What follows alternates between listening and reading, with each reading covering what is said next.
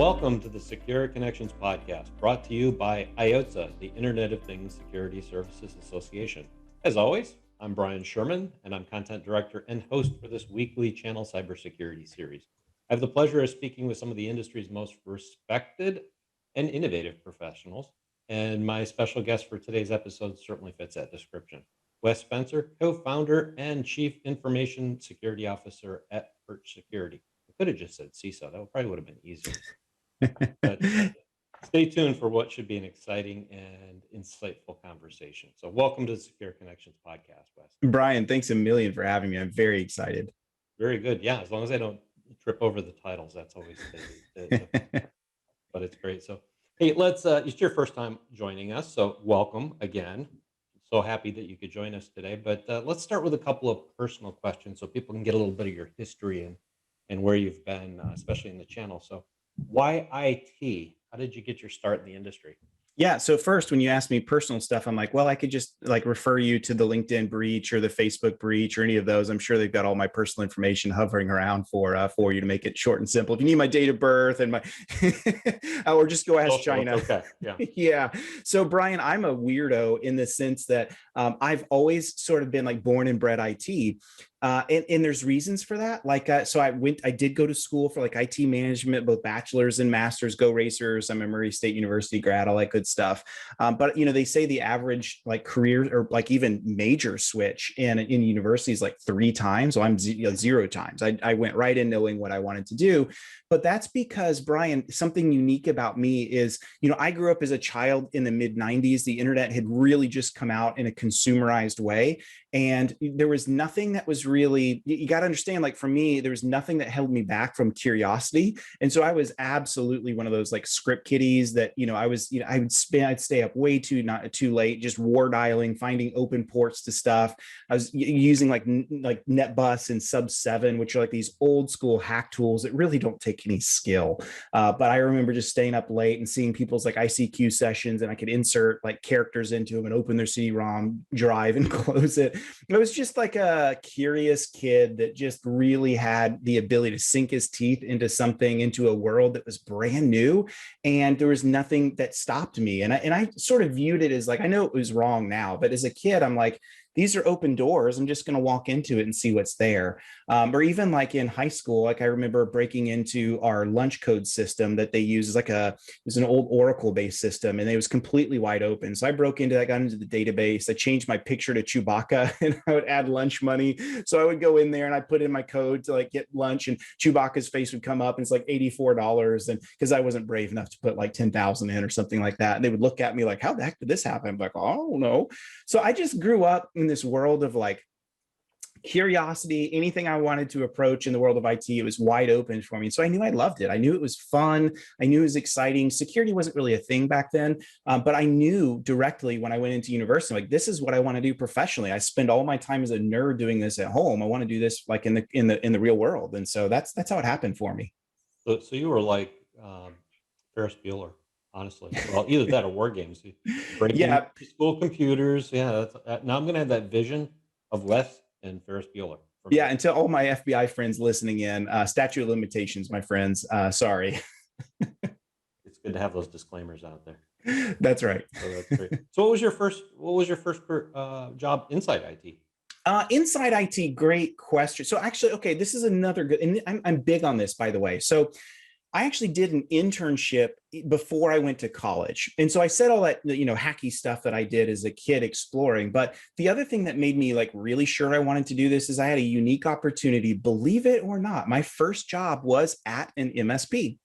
And it was much more, so this is in like 1999. So it was really much more of like an IT service provider that wasn't doing managed services, all like cable installations and layer 1 kind of stuff.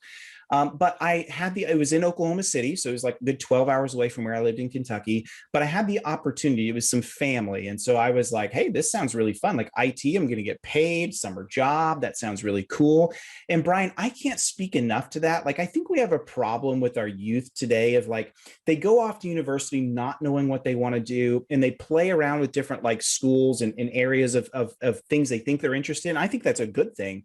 The problem that they have is they often don't have the ability ability to do real world experience to kind of find out, what do I actually really love? I might like a book that I read on a certain topic, but that doesn't mean I want to do it professionally. And so for me, I had that opportunity to go and do an internship in an IT company, and I fell in love with it. And that was sort of like the two-part deal. Like, I love the security part of just an open world, but I also love doing it professionally. And so that was my first job. My first career was even before college started. I was doing IT work like that, and then just kind of carried it on through college.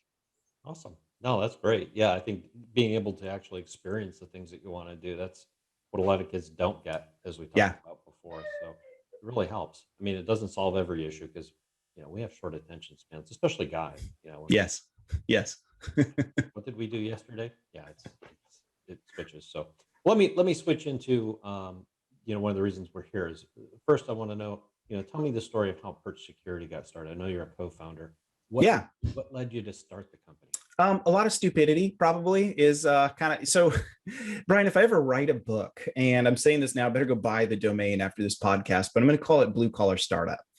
And the reason for that is, understand, like, myself, Aaron, when we created Perch, we were just a bunch of bankers. I worked at a mid-sized bank. He worked at JP Morgan's, this massive bank. And then he went over to Depository Trust Clearinghouse Corporation, which, if you're not a banker, you don't know them. If you are a banker, you do know them. And, here we were in our banking jobs, both in different areas. And I was very, very involved in the Financial Services ISAC, which is, think of that as just a nonprofit threat sharing group for any financial service. And in fact, a lot of industries all have their own ISAC or ISAL. Just those are sharing groups. They're nonprofit. They're awesome. And I had a big leadership role. I was nominated and elected as like the member chairman for the Community Institution Council, which is basically like about 4,000 mid-sized banks and credit unions. And that's how I got to know Aaron. And Aaron and I were talking about this one day at a conference of like, man, we feel like we got forced into joining FSISAC. I mean, we're glad we joined because there's all kinds of like threat intelligence that we have access to, but you go ask 99% of the members that are in there, like, what are you doing with your intelligence? Not the Bank of America and Wells Fargo's of the world, but like the small, First National Bank of, whereverville, Kansas, that kind of bank, the bank I came from. And the answer is, well, we just check emails when we have a chance to do something with it, but we're not really doing anything more. And that was the impetus of Perch. We're like, man, there's got to be a better way to do this.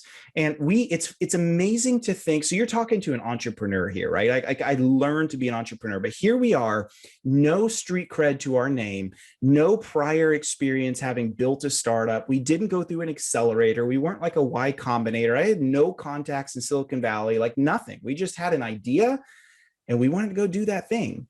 And I remember having the conversation with not just like my family, but my friends of like, I'm going to leave my corner office bank job, a 135-year-old bank, as secure can be, great benefits, great salary, to go basically work for a company. We got 1 month to survive if we can't find funding. That was the early day of Perch. But we saw a mission. We saw a reason. We saw the excitement of doing something like this and taking some risk. And Brian, that's what we did. Now, if you look at what Perch is today compared to back then, we've done some pretty significant pivots in our time.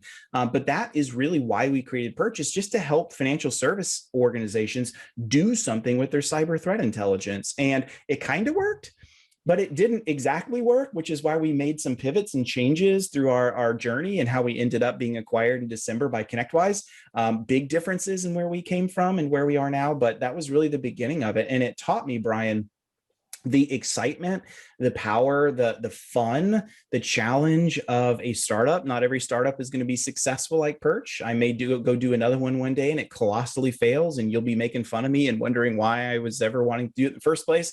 But I can tell you, I got bit by that bug and it's a lot of fun and it's really, really exciting. And I think after you have success, I've seen many examples of this over the years. It makes it a little easier to have future success because you have the connections. It's not all Yes. about having the idea; it's about having the connections. You have to have a good idea too. Yeah. Yeah. But Yes. but it gets easier because the skids are greased at that point. Yes. You know how Yeah. to do it. You know how to fail. You know how not to fail. That's the key part. But that's awesome. That's a great Very, story.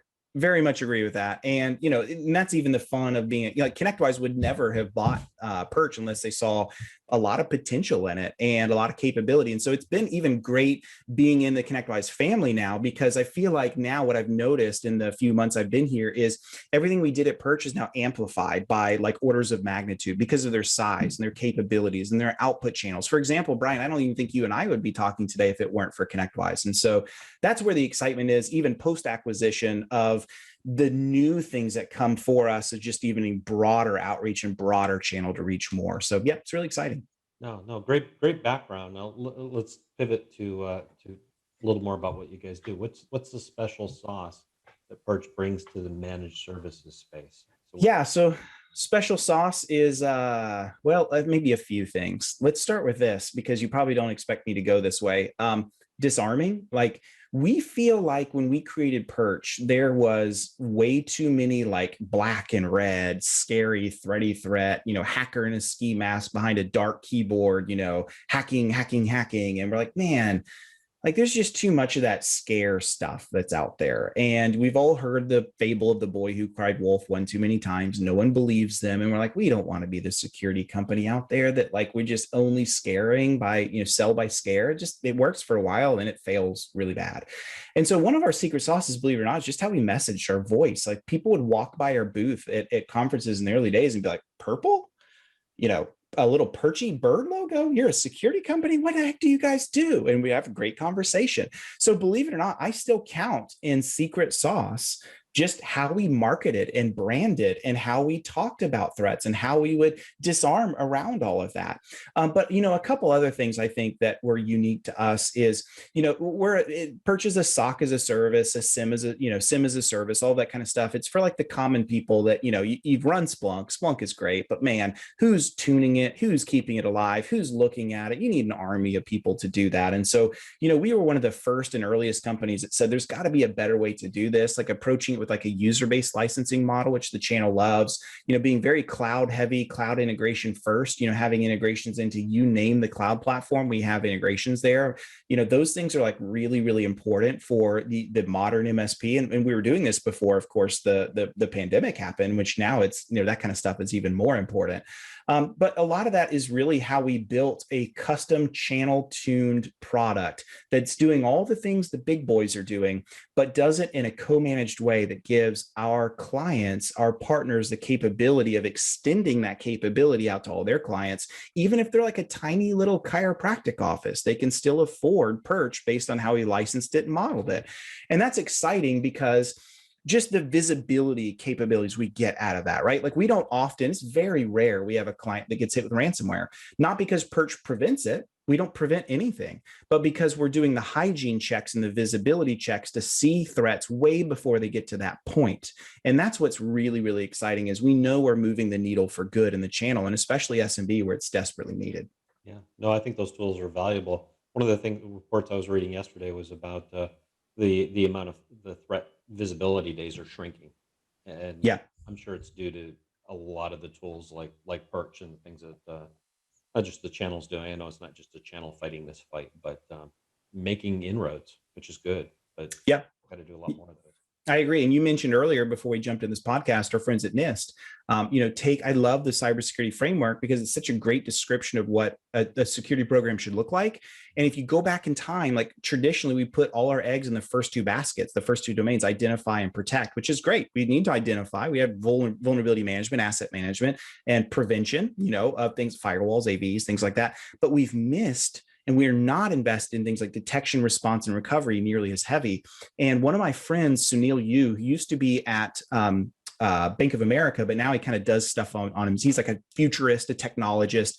So Sunil overlaid what he calls a cyber defense matrix on top of the CSF. And one of the things he shows through that model is he shows how, as you move right in maturity past prevention into detection, response, and recovery, the challenge is it actually becomes less tool dependent and much more people dependent. And that's where the challenge I think small and mid-sized business and the channel have is, where do I find the security analysts? Where do I find the capabilities to do all of that?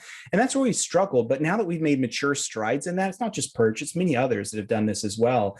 You're right. You're now seeing the detection gap kind of slim down and get smaller for the first time in a decade when you look at the Verizon DBIR, their incident response report. So I totally agree with you. Oh, that's great. Now, your team is very good too, I think, as far as research. So I want to Yeah. talk about that. And I know you have some new research to discuss. What are some of the key findings from your new threat report?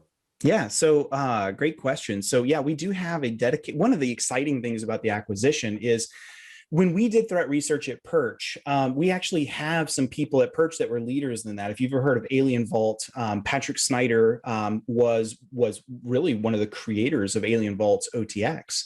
And then several of them went over to Alert Logic and did the same thing at Alert Logic. And so when they came over to Perch, we were excited to build this thing from scratch, but Brian, we had to like balance it between also being a startup realistically, right? We didn't have the resources that those companies had. And so the great thing post-acquisition is Connectwise they have the resources to allow a number of our team to transition into doing not just threat research when we have the time for it or like a threat is impending, but like to focus on it.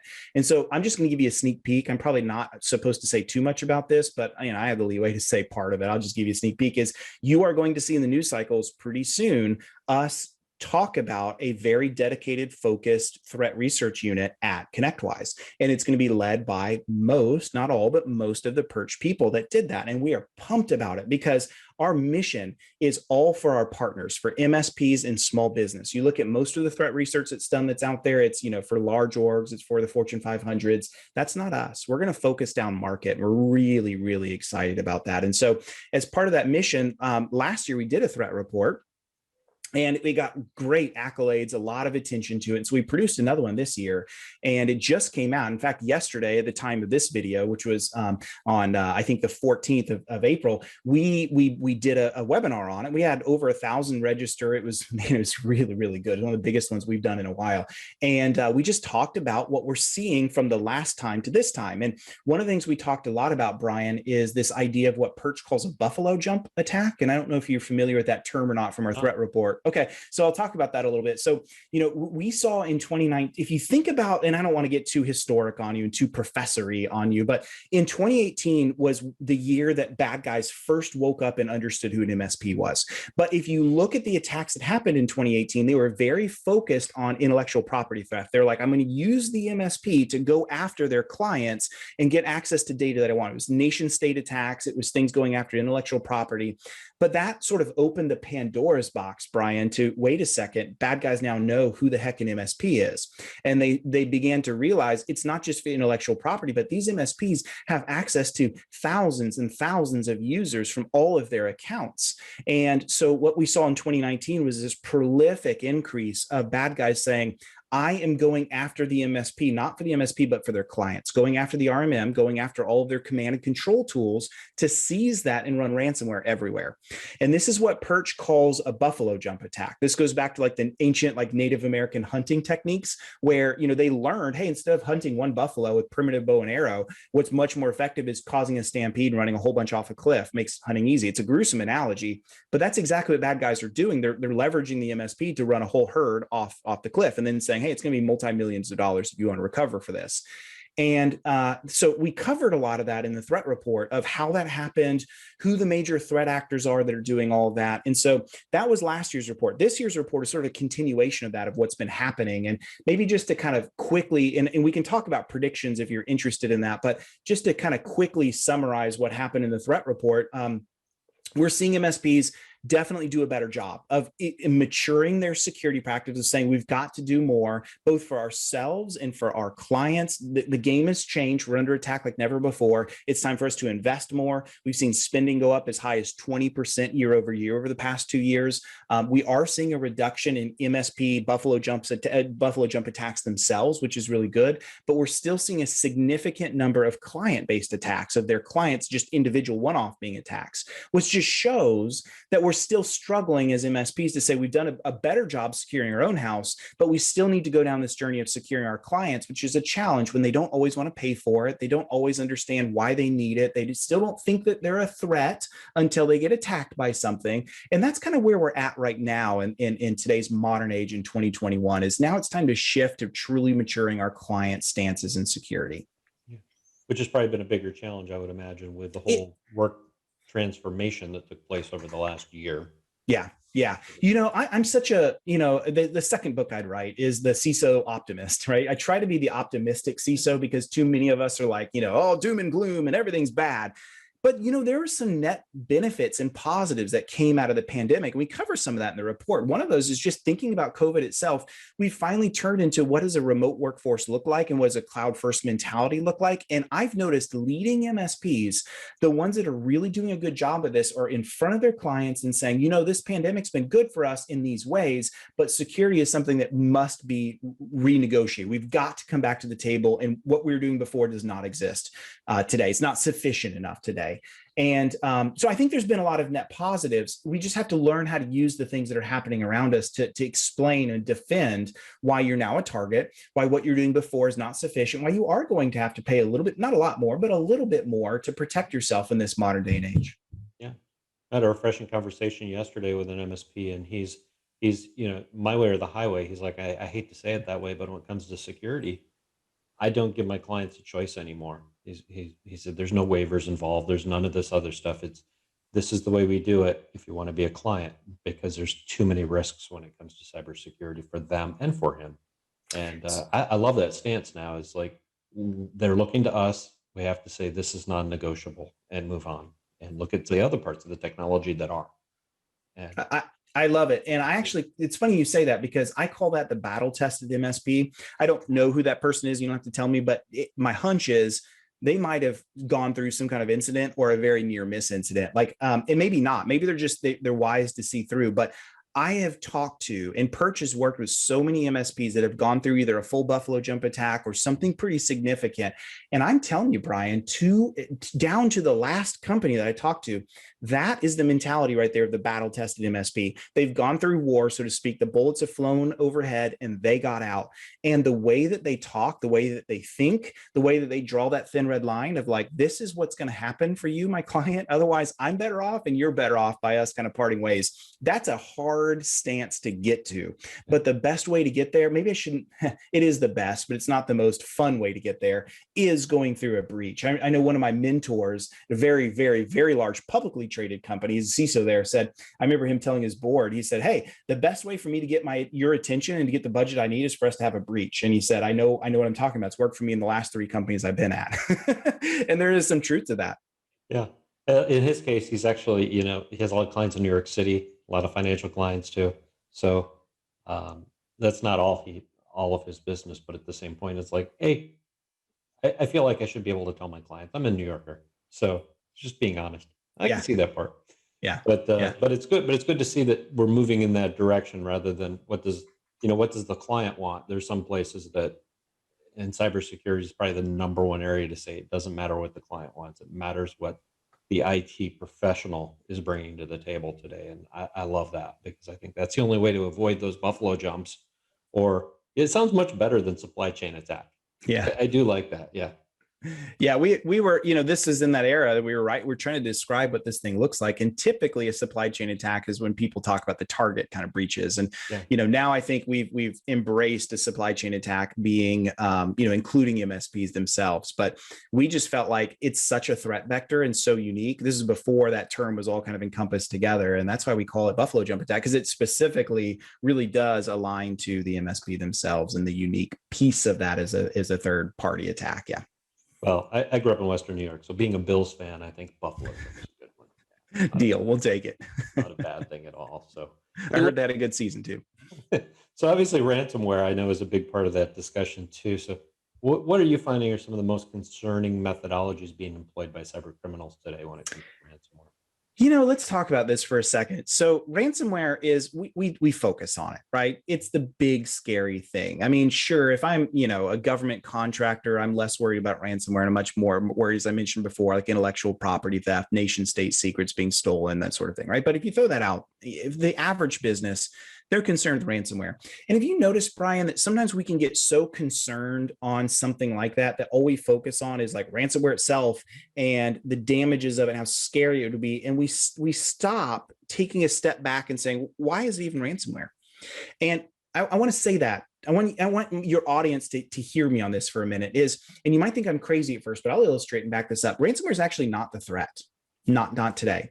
Ransomware is the output of the threat. The real threat today is bad guys being smart and sophisticated and well resourced to where they've got full access to your network. The only reason they run ransomware is it's the way that they have in front of them to cause the most pain to you and your organization, to force you into paying. Because the threat actors going after the audience that's listening today, they're after your money. They're financially motivated. They're not like Iran. They're not North Korea. They're not looking for finance. These are criminal syndicates. These are groups that absolutely want to be able to fund whatever their organization is doing. And so they're after your money. And so the reason they use ransomware, it's just the output of the threat. The threat is they had full access to your network, full unfettered domain access. And that's the scary thing about all of this, is that I don't want us to only focus on ransomware itself. And like you talked to my colleague and friend, Chris Lair from Solace, who does like incident response services. And Chris has done probably more MSP breaches than anybody that I know of, anyone in history. And, he will tell you all the time, he's like, look, you had ransomware. Yeah, let's go recover from that. But we've got to put a lot of serious attention and resources to how did that happen and when and why did it happen? Those are the big things. And actually, if we can cut it off there, we've cut off the head of the snake. If we have much better controls around how did they get into our network, how did they establish persistence, how did they move laterally, and how did they finally get to domain admin creds or RMM creds to where they finally were able to do the nasty work. That's actually what the threat is. That's what we should be focusing on. And so I think that's really important. And just giving the illustration of this, we're seeing ransomware begin to change, to evolve a little bit. Let me give you an example of this. Is now pretty much standard packaged in every ransomware, especially the big actors like, Ryuk and the Soden guys and all those other miscreants that are out there. They're now doing data exfiltration on top of ransomware. The reason they're doing that is because they're saying, organizations are getting better at recovery. And if they recover, they're not going to pay the ransom. And so again, they're thinking, how do I push pain on you so much to where you pay up? And so now they're saying, I'm going to steal your data on top. And if you don't pay up and you recover from your ransom, good for you, but we're still going to make you pay so that we delete the data. Who knows if they actually delete it or not, and don't leak it. In today's day and age of like privacy laws and regulations, guess what? This is amped up. And by the way, that's one of our predictions in the Perch threat report this year, is that the cost of a breach is going to go up much, much higher, because now that exfiltration is standard, now you have to answer the forensics questions and the data privacy law requirements of when did it happen, who was affected, how do we know they were affected, how are we going to notify them, how do we know that they're out of our network. All of these things vastly increase the cost. And so, it is ransomware for sure, but ransomware is going to evolve into what other things are doing, because bad guys are going after, how do I push pain onto you to make you pay? Yeah. Well, the pain equals profit for them, correct? I mean, That's right. It's a business model. How do we up our profits this year, like any business would do? And unfortunately, their tools are a lot scarier than the tools most businesses use. So that's it is concerning, though. It's really all about the defense. But I guess you have to look at the worst case scenarios now too. Is if they're hit, you have to assume the worst, or at Yeah. least prepare for the worst. Is that Yeah. an accurate statement? No, you absolutely do. And I, what I found myself in the most recently. So I do, a lot of podcasts. I do a lot of, I do this thing called the Cyber Nation. I have found myself in all these conversations with MSPs, we're really focusing pretty heavily on incident response now. Like, I love that we've gone past identification and protection, the CSF. Now we're really understanding what does detection look like, a detection first methodology. And now we're moving into what I call the assumed breach mentality, is we're teaching MSPs, hey, you have to operate and think like it's no longer is a question, what do I do to make sure I don't get breached? No one asked that question anymore. I remember in 2018, 2019, I get stopped at a conference and someone asked me that question. Today, it's what am I going to do when I get breached? and my client gets breached. And so now we've gone into this mentality of like, after it happens, what's incident response look like? And how do I, Brian, to your point, take immediate action to take this thing seriously to make sure I eliminate, reduce damages as much as possible? And I love the fact that we've gotten there as an industry. In fact, I would commend MSPs. If you look at where they've come in a 3-year like maturity window, it's taken large enterprises decades to get there. So I'm very excited for. Yeah, it's a different time right now. So, cybersecurity is just one of those big, scary, hairy things for especially many SMB owners. I mean, MSPs too. Many of them, having to deal with it. It's a cost of doing business, but some are getting really savvy, and the relationships make that easier too Yes. with the companies that they work with. Let's switch. Kind of the final area. We're getting close on time here, but I want to talk about separating fear, uncertainty, doubt. I think the term FUD was one that you threw over my way earlier. Separating that from the real problem right now in terms of what needs to go into the cybersecurity stack.